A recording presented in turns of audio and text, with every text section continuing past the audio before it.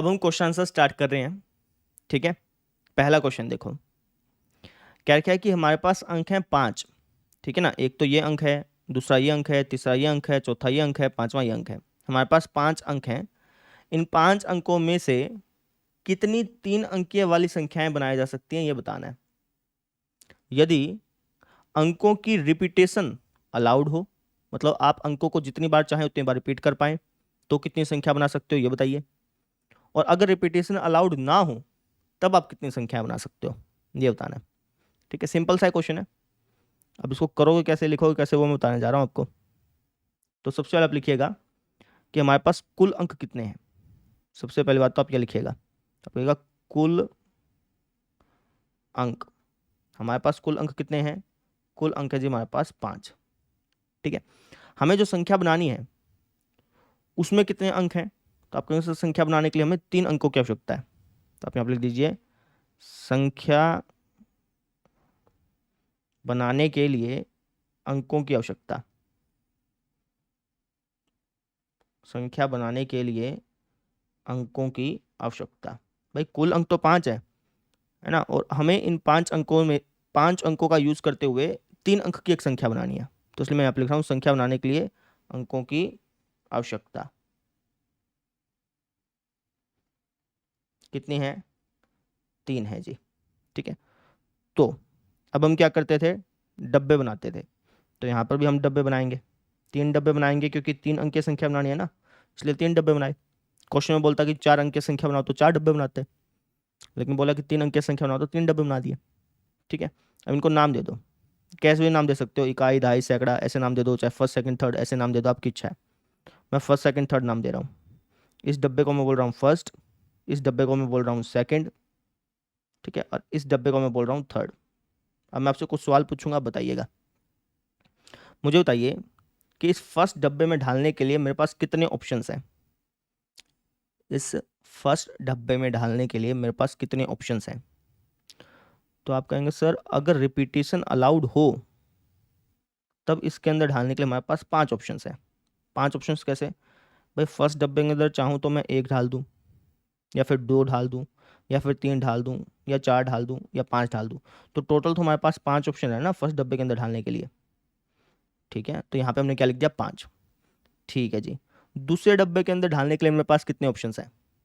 तो आप कहेंगे सर रिपीटेशन अगर अलाउड हो तो दूसरे डब्बे के अंदर ढालने के लिए भी हमारे पास 5 ऑप्शंस हैं, क्योंकि रिपीटेशन अलाउड है ना। मान लो कि इस पहले डब्बे के अंदर मैंने 1 ढाल दिया, तो मैं इस 1 को सेकंड डब्बे के अंदर भी तो ढाल सकता हूँ, क्योंकि रिपीटेशन अलाउड है इसलिए। ठीक है, ऐसे ही थर्ड डब्बे के अंदर ढालने के लिए मेरे पास कितने ऑप्शन है, 5 ऑप्शन है, अगर रिपीटेशन अलाउड है तो। अगर रिपीटेशन अलाउड नहीं है तब अलग केस बनते, पहले में 5 आता, फिर 4 आता, फिर 3 आता, लेकिन मैं यहाँ पे बात कर रहा हूँ फर्स्ट केस की। ठीक है ना, तो ऐसे हम लिख देंगे, इसको मिटा देता हूँ। अच्छा, डब्बे के अंदर जो मैं चीज़ लिखता हूँ ना, जैसे डब्बे के अंदर मैंने 5 लिखा, तो इसका ये मतलब नहीं है कि मैं इसके अंदर 5 ढाल रहा हूँ, नहीं। इसका ये मतलब है कि यार इस डब्बे के अंदर मेरे पास ढालने के लिए 5 ऑप्शंस हैं। डब्बे के अंदर जो भी चीज़ लिखता हूँ उसका मतलब क्या होता है कि उसके अंदर ढालने के लिए कितने ऑप्शंस हैं। इसके अंदर ढालने के लिए मेरे पास 5 ऑप्शंस हैं, इसका ये मतलब है। ठीक है, अब इसको प्रॉपर्ली लिखोगे कैसे वो समझ लो। तो एक काम करना, इस डब्बे को थोड़ा सा नीचे बना लेते हैं। ठीक है, यहाँ पे मैं लिख देता हूँ साइड में फर्स्ट। सबसे पहले हम क्या कर रहे हैं, ये वाला कर रहे हैं। ठीक है, जब अंकों के रिपीटेशन अलाउड हो, ठीक है ना, अंकों की पुनरावृत्ति की अनुमति हो। मैं फर्स्ट पार्ट कर रहा हूँ सबसे पहले, ठीक है। तो यहाँ पे आप लिख दीजिएगा जब अंकों की पुनरावृत्ति की अनुमति होगी तो उस दौरान फर्स्ट डब्बे में ढालने के लिए हमारे पास 5 ऑप्शंस होंगे, सेकंड डब्बे में ढालने के लिए हमारे पास 5 ऑप्शंस होंगे, थर्ड डब्बे में ढालने के लिए हमारे पास 5 ऑप्शंस ही होंगे, जब अंकों की पुनरावृत्ति की अनुमति होगी तब। ठीक है, तो इसको आप कुछ इस तरीके से जचा करके लिखिएगा। ठीक है, मैं वैसे लिखवा रहा हूँ जैसे आपको एग्जाम में लिखना है बेटा, समझ में आई। अच्छा जी, तो ऐसे लिखने के बाद अब क्या कहोगे, अब आप कहोगे फर्स्ट स्थान पर, फर्स्ट स्थान पर हमारे पास कितने विकल्प हैं बताइए। तो आप कहेंगे फर्स्ट स्थान पर विकल्पों की संख्या। ठीक है, या फिर विकल्प तक लिख दो, कोई दिक्कत नहीं है ना। फर्स्ट स्थान पर, बस फर्स्ट स्थान पर हमारे पास ढालने के लिए कितने विकल्प हैं, आप कहेंगे जी 5। सेकंड स्थान पर ढालने के लिए हमारे पास कितने विकल्प हैं, आपके आंसर सेकंड स्थान पर ढालने के लिए भी हमारे पास 5 ही विकल्प हैं। क्यों? क्योंकि रिपीटेशन अलाउड है। ठीक है। थर्ड स्थान पर ढालने के लिए हमारे पास कितने विकल्प हैं? थर्ड स्थान पर ढालने के लिए भी हमारे पास सर जी 5 विकल्प हैं। ठीक है। तो कुल विकल्पों की संख्या कितनी हो जाएगी? आप कहेंगे सर कुल विकल्पों की संख्या, या फिर कह लो कि कुल तरीकों की संख्या। यहाँ पे मैं कुल तरीके लिखूंगा तो ज़्यादा बेहतर रहेगा। कुल तरीकों की संख्या, तो कुल तरीकों की संख्या कितनी हो जाएगी? इन सबकी गुणा कर देंगे तो ये हो जाएगी जी हमारे पास 5 × 5 × 5, यानी 25 25 25 25 मुझे 125।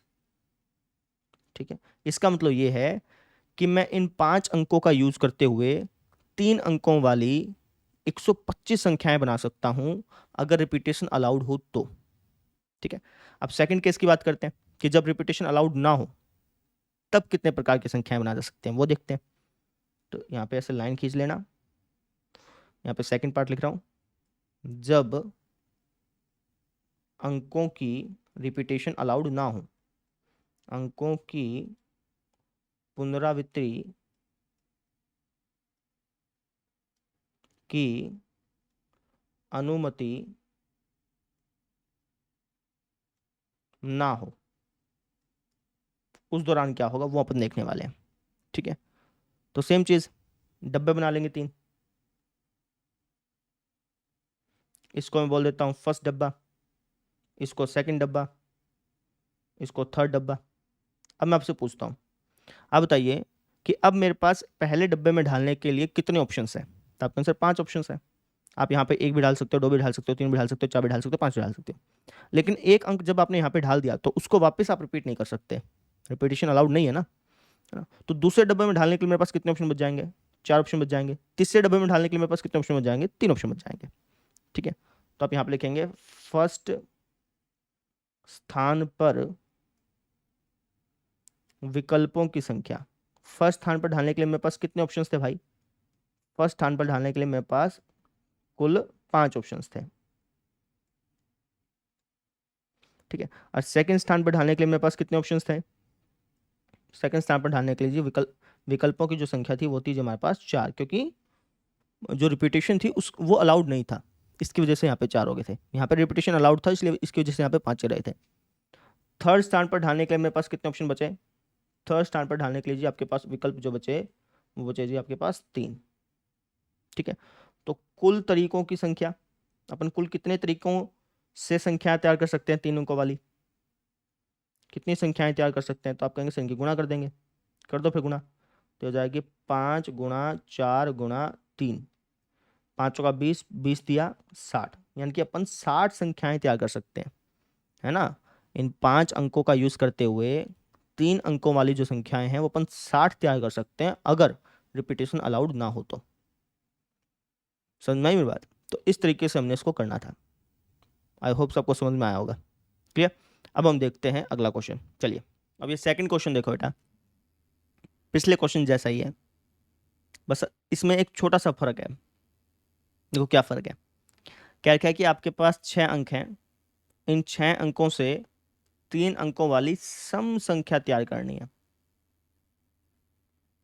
है ना। अब की बार हमें 3 अंकों वाली सम संख्या तैयार करनी है। इसका मतलब 3 डब्बे बनेंगे। इसको लेट से मैं बोल देता हूँ फर्स्ट डब्बा, इसको सेकंड डब्बा, इसको थर्ड डब्बा। ठीक है। अब सम संख्या बनाने के लिए, सम संख्या बनाने के लिए ये जो लास्ट वाला डब्बा है ना, ये वाला जो डब्बा है, इस पर कंडीशन लगती है, आपको पता हो तो। पता है ना, सम संख्या बनाने के लिए इस लास्ट वाले डब्बे में या तो 2 होना चाहिए, या 4 होना चाहिए, या 6 होना चाहिए। इन तीनों में से कोई एक अंक इसके अंदर होना चाहिए, तब जाकर के वो सम संख्या बनेगी। अब आप कहेंगे सर यहाँ पे 8 भी तो हो सकता है, तब भी तो सम संख्या होगी। बिल्कुल हो सकता है, लेकिन हमारे पास जो अंक दिए गए हैं वो 6 तक ही है ना। इन अंकों में से छांट करके देखना पड़ता है कि इन अंकों में से कौन से अंक यहाँ पर फिट होंगे। तो आप कहेंगे सर इन अंकों में से अगर हम देखें तो सम संख्या तैयार करने के लिए यहाँ पर यहाँ तो 2 होना चाहिए, या फिर 4 होना चाहिए, या फिर 6 होना चाहिए। यानी कि हमारे पास 3 ऑप्शन है यहाँ पर ढालने के लिए। कितने ऑप्शन बेटा? 3 ऑप्शन। या तो मैं 2 ढाल दूंगा तब सम संख्या तैयार हो जाएगी, या 4 ढाल दूंगा, या फिर 6 ढाल दूंगा। है ना। तो मेरे पास कुल ऑप्शन कितने हैं इस डब्बे में डालने के लिए? 3 है, ठीक है। अच्छा, इस डब्बे में डालने के लिए मेरे पास कितने ऑप्शन है? तो आप कहेंगे सर क्वेश्चन में क्या लिखा है कि जो अंकों की रिपीटेशन है ना वो की जा सकती है, मतलब अलाउड है रिपीटेशन, है ना। तो इस डब्बे में डालने के लिए मेरे पास कितने ऑप्शन है? 6 ऑप्शन है। इसमें से कोई भी डाल सकता हूँ, 6 ऑप्शन है मेरे पास। रिपीटेशन अलाउड है ना, रिपीटेशन अलाउड नहीं होता तब अलग कहानी होती, तब यहाँ पे 5 हो जाता। लेकिन चूंकि अब ये रिपीटेशन अलाउड है तो इसलिए यहाँ पे हमारे पास 6 ऑप्शन है यहाँ पे इस डब्बे में डालने के लिए। इस डब्बे में डालने के लिए मेरे पास कितने ऑप्शन है? 6 ऑप्शन है। बस अब इनकी गुणा कर लेना, आपका आंसर आ जाएगा। समझ में आ गई? तो ऐसे करना है। इसको लिखोगे कैसे वो देख लो आप, है ना। देखिए, तो हम लिखेंगे, हम कहेंगे कि हमारे पास कुल अंक कितने हैं, पहले तो वो बताओ। तो आपको आंसर कुल अंक है जी हमारे पास 6, ठीक है। हमें जो सम संख्या तैयार करनी है उसके लिए कितने अंकों की आवश्यकता है? 3। तो लिख दीजिए सम संख्या बनाने के लिए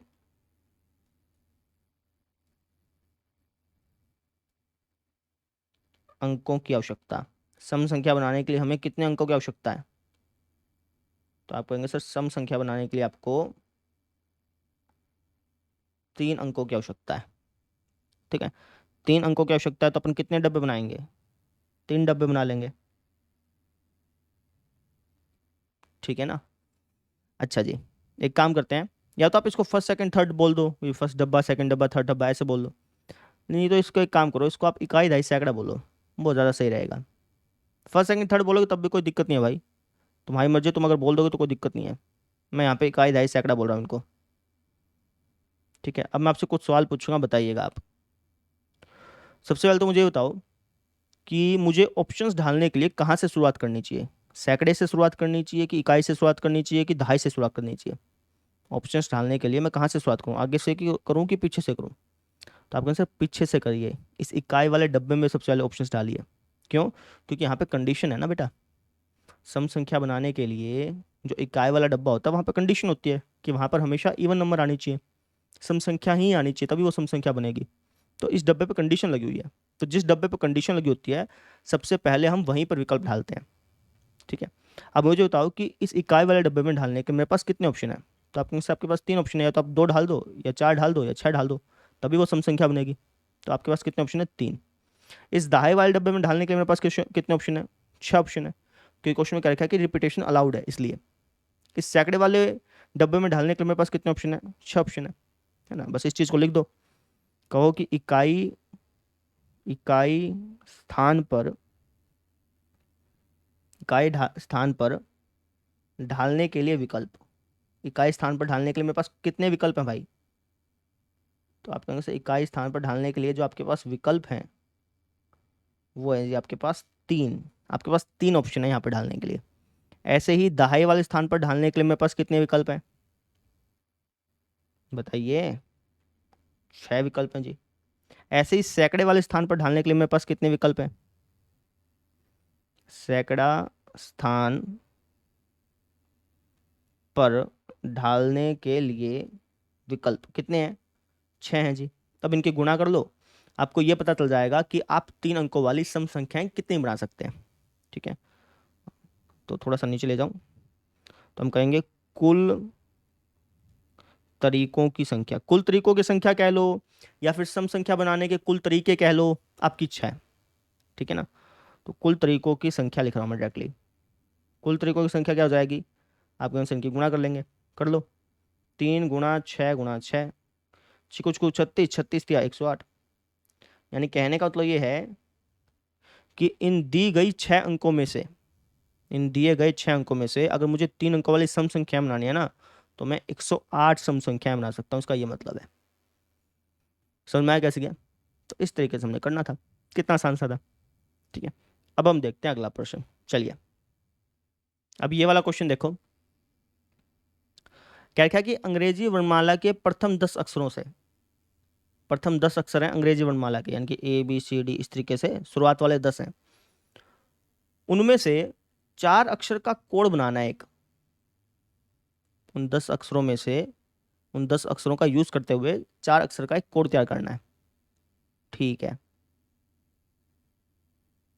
ठीक है, मान लो कि ये फर्स्ट डब्बा है, ये सेकंड डब्बा है, ये थर्ड है, ये फोर्थ है। यदि किसी भी अक्षर की रिपीटिशन ना हो तो अपन कितने 4 अक्षर वाले कोड बना सकते हैं, ये पूछा है। तो आप बताइए, इस फर्स्ट स्थान पर ढालने के लिए मेरे पास कितने ऑप्शन है? इस पहले डब्बे में ढालने के लिए मेरे पास कितने ऑप्शन है? तो आपके पास पहले डब्बे में डालने के लिए आपके पास 10 ऑप्शन है ना। या तो ए डाल दो, या बी डाल दो, या सी डाल दो, या डी डाल दो। इस तरीके से शुरुआत वाले 10 है ना, तो आपके पास 10 ऑप्शन है। अच्छा, इस सेकंड डब्बे में ढालने के लिए मेरे पास कितने ऑप्शन बच जाएंगे? 9 ऑप्शन बच जाएंगे। इसके अंदर 8 और इसके अंदर 7, इनके गुणा कर लेना, आपको आंसर मिल जाएगा। सिंपल। समझ में आया कैसे किया? ठीक है, तो इसको लिखोगे कैसे वो देख लो आप। तो आप सबसे कहना कि भैया हमारे पास कुल अक्षर कितने हैं ये बताओ। तो कुल अक्षर हैं जी हमारे पास 10। ठीक है, अच्छा जी, जो कोड मुझे तैयार करना है उसके अंदर अक्षर कितने हैं? 4। लिख देते हैं, कोड तैयार करने के लिए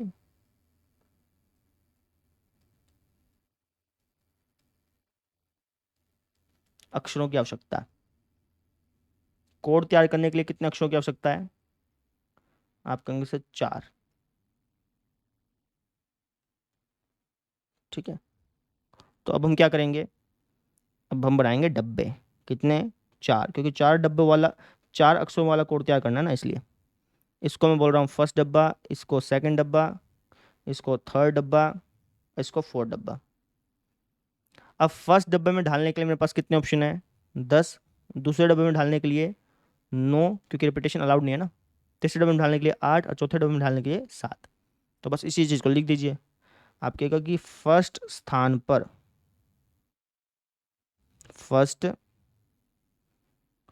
पर ढालने के लिए विकल्पों की संख्या, या फिर ढालने के लिए विकल्प। फर्स्ट स्थान पर ढालने के लिए मेरे पास कितने विकल्प हैं भैया? आप कहेंगे जी 10। ऐसे ही सेकंड स्थान पर ढालने के लिए मेरे पास कितने विकल्प हैं? आप कहेंगे जी 9। थर्ड स्थान पर ढालने के लिए मेरे पास कितने विकल्प हैं? आप कहेंगे जी 8, है ना। और इसी तरीके से फोर्थ स्थान पर ढालने के लिए मेरे पास कितने विकल्प हैं? तो आप कहेंगे सर 7। तो कुल तरीकों की संख्या, कुल अपन कितने तरीके से कुल अपन कितने तरीके से कोड बना सकते हैं? तो आप कहेंगे सर कुल तरीकों की संख्या हो जाएगी इनकी गुना। 10 गुणा 9 गुणा 8 गुणा 7, कर दो गुना। 10 निमा 90 और 9 अट्ठा 72, यानी 720। 72 की 7 से गुना कर लो, तो 7 दूनी 14, एक आंसर ऊपर, 7 से 50, 5040। ये हमारे पास आंसर आ गया, है ना। एक बार गुणा करके चेक कर लेना, थोड़ा बहुत मिस्टेक हो सकता है, गुणा करके चेक कर लेना, ये आंसर आएगा आपका। वाला क्वेश्चन देखिए, क्या लिखा है कि 0 से 9 तक अंकों का यूज करते हुए 5 अंकों वाला टेलीफोन नंबर बनाना है। ठीक है, यदि प्रत्येक नंबर 67 से शुरू होता हो और कोई एक अंक एक बार से अधिक ना आता हो, तो आप कुल कितने 5 अंक के टेलीफोन नंबर बना सकते हैं, ये पूछा है। समझो भाई, आपको 5 अंकों वाला एक टेलीफोन नंबर तैयार करना है। समझ में आ गई? इसको मैं बोल रहा हूँ फर्स्ट स्थान, इसको सेकंड स्थान, इसको थर्ड, इसको फोर्थ, इसको फिफ्थ। ठीक है, अब क्या क्या कि जो टेलीफोन नंबर आपको तैयार करना है ना, उसके पहले 2 जगह तो फिक्स है। ठीक है ना, पहले 2 जगह तो फिक्स है भैया। पहले डब्बे में तो 6 आएगा, 6 ही आएगा, और कुछ आएगा ही नहीं। दूसरे डब्बे में 7 ही आएगा, और कुछ आएगा ही नहीं, है ना। यानी कि पहले डब्बे में हमारे पास ढालने के लिए कितने ऑप्शन है? आपके से पहले डब्बे में तो एक ही ऑप्शन है, देखा जाए तो 6 ही ढल सकता है। सेकंड डब्बे में भी एक ही ऑप्शन है। समझो, डब्बे के अंदर जो मैं चीज़ लिखता हूँ ना, उसका मतलब होता है कि उसके अंदर ढालने के लिए हमारे पास कितने ऑप्शन है? एक ही ऑप्शन है भाई। ठीक है, अब बात, कहानी जो शुरू होगी ना, वो थर्ड डब्बे से स्टार्ट होगी। इस थर्ड डब्बे में ढालने के लिए मेरे पास कितने ऑप्शन है, बताना जाए एक बार। आपके आंसर थर्ड डब्बे में, है ना। अब कह रखा है कि रिपीटेशन अलाउड नहीं है, तो थर्ड डब्बे में या तो मैं 1 ढाल सकता हूँ, है ना, या फिर मैं 0 भी ढाल सकता हूँ, क्योंकि 0 से 9 तक है ना बेटा। तो 0 भी ढाल सकता हूँ, 1 भी ढाल सकता हूँ, 2 भी डाल सकता हूँ, 3 भी डाल सकता हूँ, 4 भी डाल सकता हूँ, 5 भी डाल सकता हूँ, 6 और 7 नहीं डाल सकता क्योंकि 6 और 7 ढल चुके हैं, है ना। तो क्या बच गया हमारे पास, 8 बच गया, है ना, 9 बच गया। तो इस थर्ड डब्बे में डालने के लिए मेरे पास ये ऑप्शंस हैं, कितने हैं, 1 2 3 4 5 6 7 8, है ना। कितने ऑप्शन है भैया हमारे पास डालने के लिए थर्ड डब्बे में, 8 ऑप्शन है जी, 8। ठीक है, इन 8 में से कोई एक आपने यहाँ पे डाल दिया। अब यहाँ पे आपके पास कितने ऑप्शन बच जाएंगे, 7, है ना। उसमें से एक यहाँ पे डाल दिया, यहाँ पे कितने बच जाएंगे, 6। तो अब इनकी गुणा कर लेना आप, आपका आंसर आ जाएगा। समझे। इस क्वेश्चन में सबसे बड़ी गलती जो बच्चे करते हैं, वो क्या करते हैं कि 6 लिख देते हैं यहाँ पे और यहाँ पे 7 लिख देते हैं। अरे मूर्खों, डब्बे के अंदर जो है आपको ऑप्शंस डालने हैं, आपको ये नहीं डालना कि आप क्या डाल रहे हो, आपको बेसिकली ऑप्शंस डालने हैं। कि ये जो डब्बे के अंदर लिख रहा हूँ ना, ये बेसिकली ऑप्शंस हैं कि यार मेरे पास इस स्थान पर डालने के लिए कितने ऑप्शन है, समझ रहे हो। तो डब्बे के अंदर आपको ऑप्शंस लिखने होते हैं भाई। पहले डब्बे के अंदर डालने के लिए मेरे पास एक ही ऑप्शन है, दूसरे डब्बे के अंदर डालने के लिए भी मेरे पास एक ही ऑप्शन है, ठीक है ना। समझ में आ गई। तो डब्बे के अंदर आपको ऑप्शंस लिखने होते हैं, समझ में आई मेरी बात। तो ये चीज़ थी। अब इनके गुणा कर लेना, आपका आंसर आ जाएगा। अब इसको लिखोगे कैसे वो समझ लो। तो हम कहेंगे वही सेम चीज़ जैसे पिछले क्वेश्चन में कही थी, हम कहेंगे कुल अंकों की संख्या। हमारे पास कुल अंक कितने हैं, तो कुल अंक है जी हमारे पास 10। जीरो भी तो है ना, 1 से 9 तक 9 हो गए, जीरो भी तो है, तो टोटल 10 हो गए ना। तो कुल अंक है जी हमारे पास 10। ठीक है, हमें टेलीफोन नंबर बनाने के लिए कितने अंकों की आवश्यकता है, 5। तो हम कहेंगे टेलीफोन नंबर बनाने के लिए अंकों की आवश्यकता। टेलीफोन नंबर बनाने के लिए हमें कितने अंकों की आवश्यकता है, आप कहेंगे सर 5। ठीक है, तो अब ट्रिक लगाएंगे। ट्रिक कहती है कि भैया 5 डब्बे बना लो। बना लिए भाई 5 डब्बे। इसको मैं बोल रहा हूँ फर्स्ट डब्बा, इसको मैं बोल रहा हूँ सेकंड डब्बा, इसको थर्ड डब्बा, इसको फोर्थ डब्बा और इसको फिफ्थ डब्बा। ठीक है, अच्छा जी, सबसे पहले मुझे बताओ कि पहले डब्बे में डालने के लिए हमारे पास कितने ऑप्शन है। आप कहें सर पहले डब्बे में डालने के लिए आपके पास केवल केवल एक ऑप्शन है, क्योंकि पहला डब्बा फिक्स है, उसमें 6 डलेगा। दूसरे डब्बे में डालने के लिए हमारे पास कितने ऑप्शन है, एक है। इस तीसरे डब्बे में डालने के लिए हमारे पास कितने ऑप्शन थे, 8 थे। यहाँ पर डालने के लिए 7 थे और यहाँ पर डालने के लिए 6 थे। कैसे आया, समझ में आया ये चीज़, है ना। तो आप इसको ध्यान रखिएगा कि ये मैंने कैसे लिखा है। ठीक है, अब इसी चीज़ को लिख दीजिए। आप कह दीजिए कि फर्स्ट स्थान पर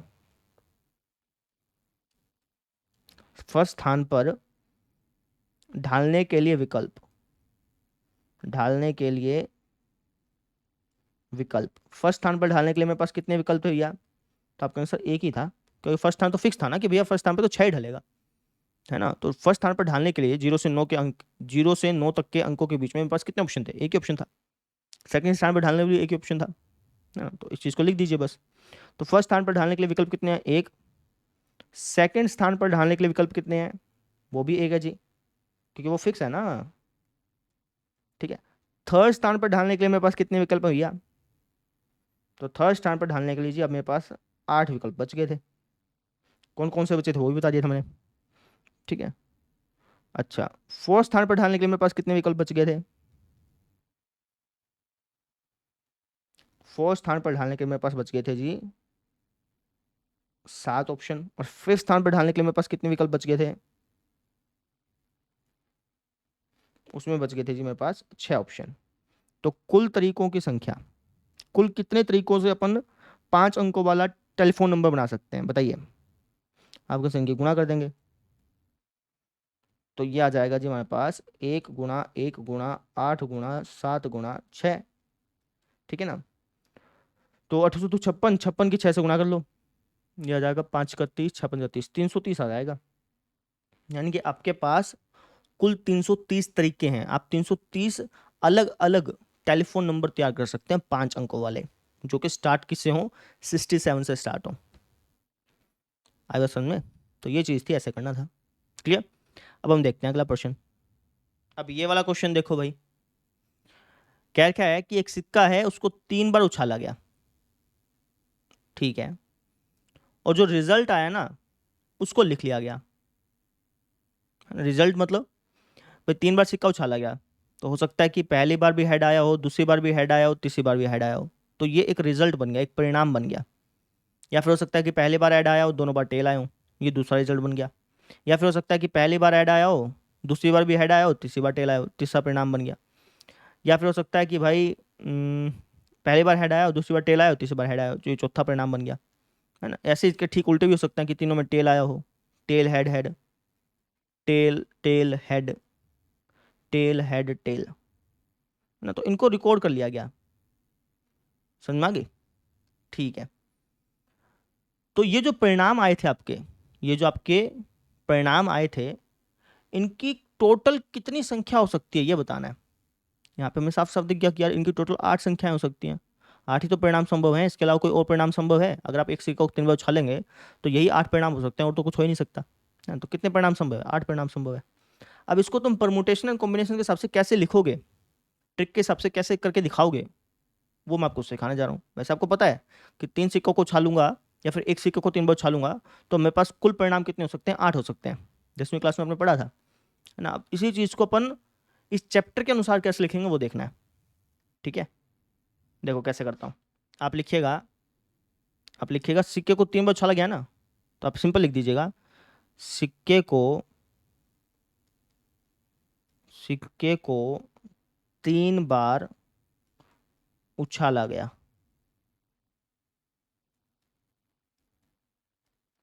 तो 3 बार उछाला गया तो अपन कितने डब्बे बनाएंगे?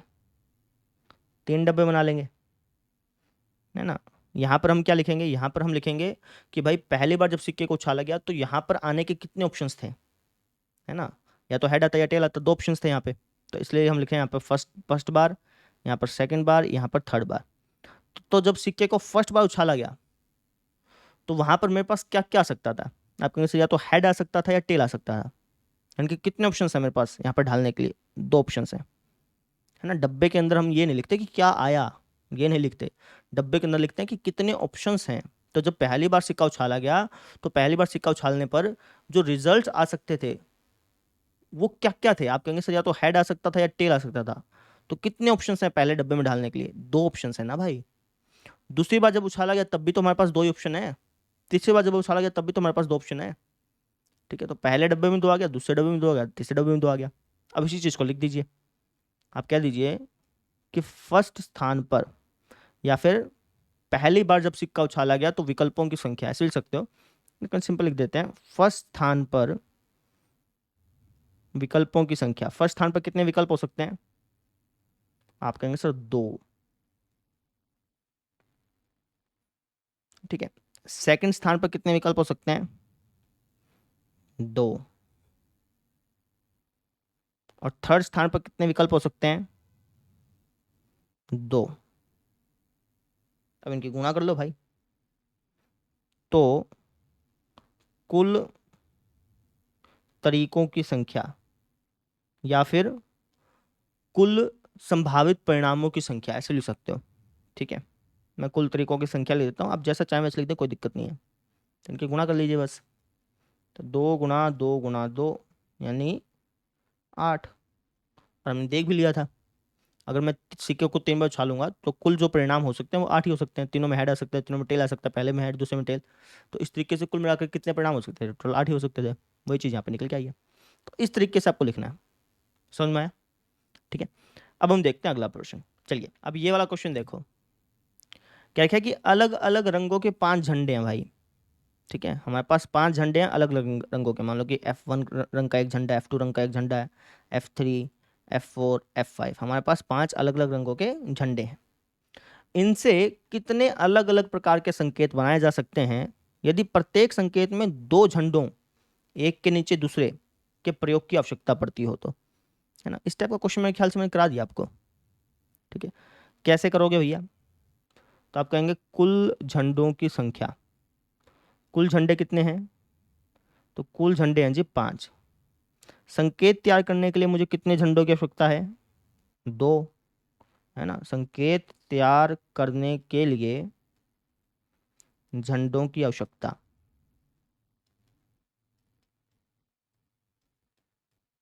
झंडों की आवश्यकता।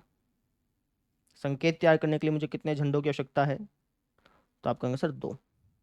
तो ट्रिक क्या बोलती है? ट्रिक बोलते हैं कि भैया 2 डब्बे बना लो, है ना।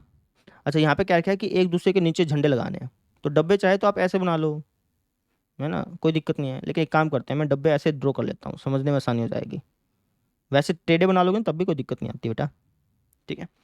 इसको मैं कह रहा हूँ पहला झंडा, इसको मैं कह रहा हूँ दूसरे स्थान पर झंडा, या फिर इसको आप कह दो कि ऊपरी भाग निचला भाग, ऐसे बोल सकते हो, ठीक है। ऊपरी भाग निचला भाग बोलते हैं इसको, फर्स्ट सेकंड नहीं बोल रहा, इसको मैं बोल रहा हूँ ऊपरी भाग, इसको मैं बोल रहा हूँ निचला भाग, ठीक है। अब मुझे बताओ कि ऊपरी भाग में ढालने के लिए मेरे पास कितने ऑप्शन है? ऊपरी भाग में लगाने के लिए मेरे पास कितने झंडों के विकल्प हैं? तो आप कहेंगे सर 5 हैं। या तो आप यहाँ पे F1 ढाल दो, या F2 ढाल दो, F3 ढाल दो, F4 ढाल दो, F5 ढाल दो। तो आपके पास कितने ऑप्शन है? 5 ऑप्शन है। मान लो कि आपने यहाँ पर पहले जो ऊपरी भाग है वहाँ पर आपने मान लो कि F1 झंडा चिपका दिया। अब यहाँ पर निचले भाग में ढालने के लिए कितने ऑप्शन बच जाते हैं? फिर 4 बच जाते हैं, यही तो होता है, ठीक है। आप लिख दो बस। तो आप कह देना कि ऊपरी भाग में ढालने के लिए विकल्पों की संख्या, ऊपरी भाग में ढालने के लिए